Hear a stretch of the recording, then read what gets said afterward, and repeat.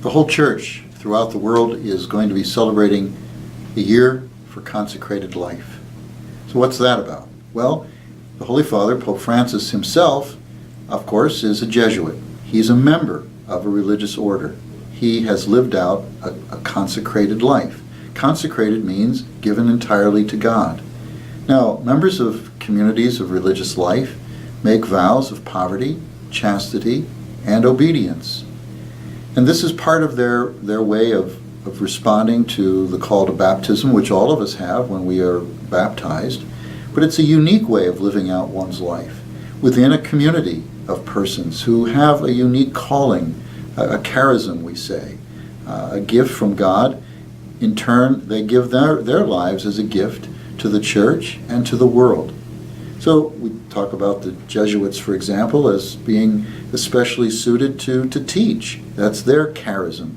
But they do it within a community of brothers who are dedicated to one another. But they, in order to do that, in order to have a community like that, they have to have a sense of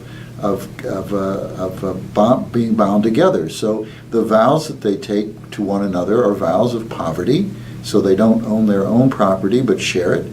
Chastity, obviously, that means that not only are they going to be celibate, but they're going to live in a community where there's not going to be any sexual contact with one another, and obedience. They have to have a sense that they are accountable to one another and to the superiors in their community. This is the only way that it works to live in a community like that.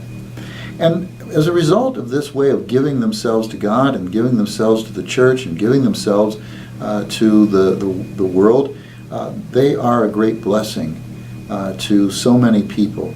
And that's what I think Pope Francis wants us to be able to celebrate in this year for consecrated life, to help us recognize what a great gift consecrated life is for the church and for the world. It certainly is a great gift for us here in the Diocese of Joliet.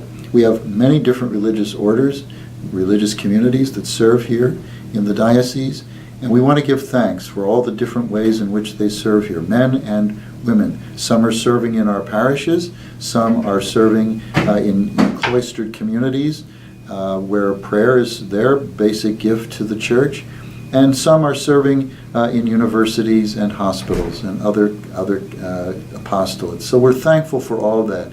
It's an opportunity for us to learn more about these communities during the year and to be appreciative to God and ask God to strengthen these communities, to send new members to them, and to allow their works to bear fruit for the sake of God's kingdom here on earth.